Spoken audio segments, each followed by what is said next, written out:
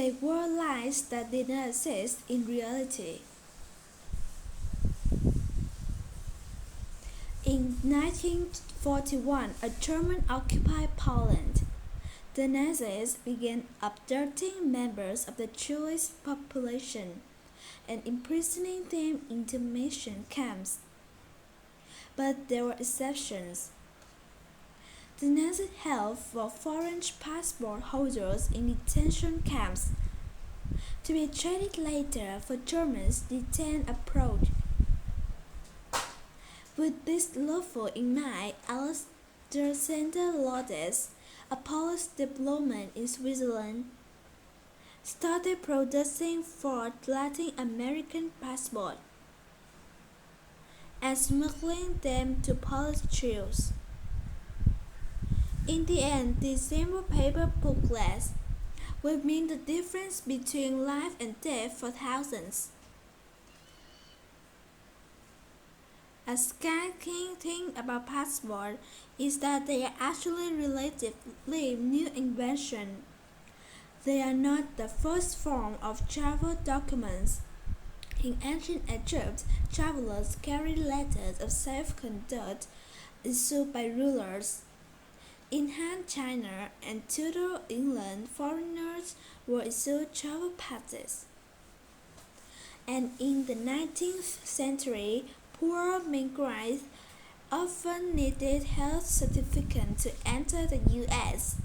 However, for much of human history, borders have been relatively fluid and travel lacked pre-bureaucratic requirements, but when World War I broke out in 1914, everything changed.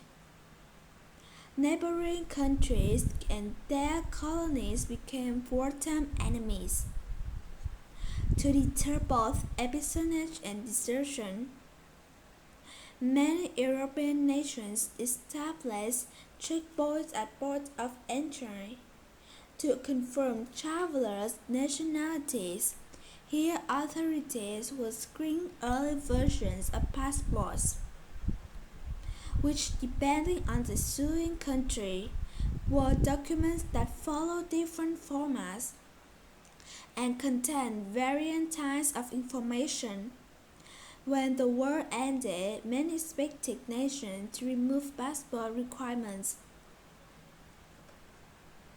In 1920, the newly established League of Nations discussed this, but in light of other post-war instructions, showed as safeguarding national security, preventing the spread of epidemics, and managing the movement of refugees, they opted to temporarily keep the passport system.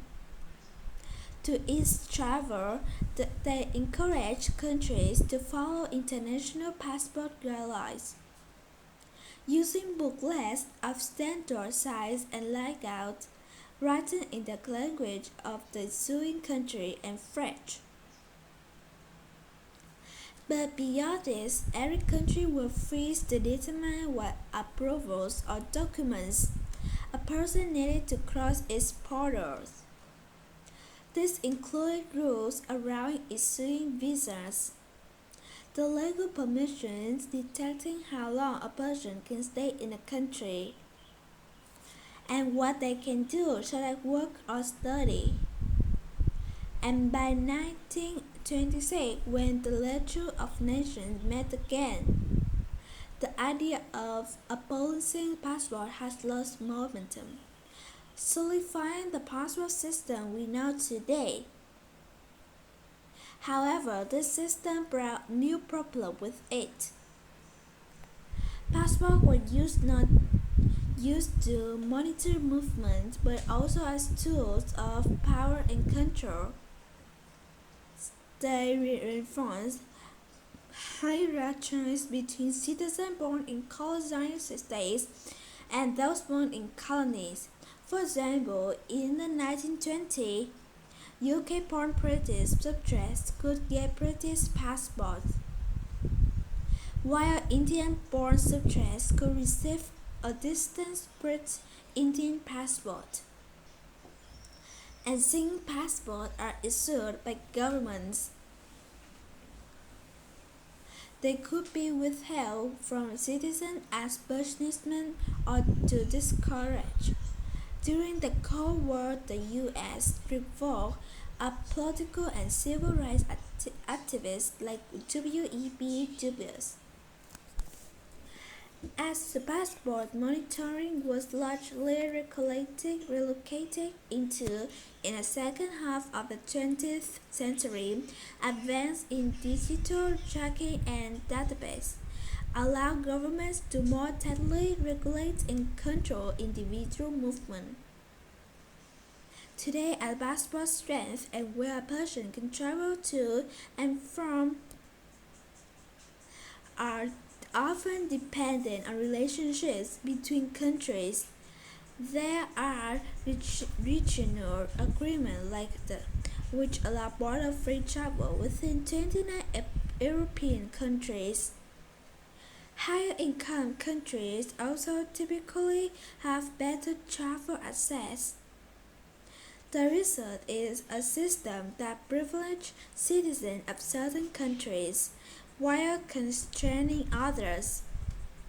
As a 2025, a U.S. passport holder can enter almost 180 countries without arranging a visa beforehand.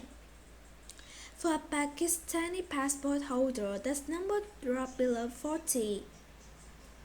And this disparity extends to a person's chance of securing a foreign visa. For example, in 2024, Algerian applicants for U.S. visitor visas faced a much higher refusal rate than Brazilian. In some places, money can buy you access. More than a dozen countries offer golden passport programs that grant citizens and therefore passport to people who make a significant investment or donation. As the world becomes increasingly global for some, increasingly divided for others, the question remains: should light on a map determine a person's rights and freedoms?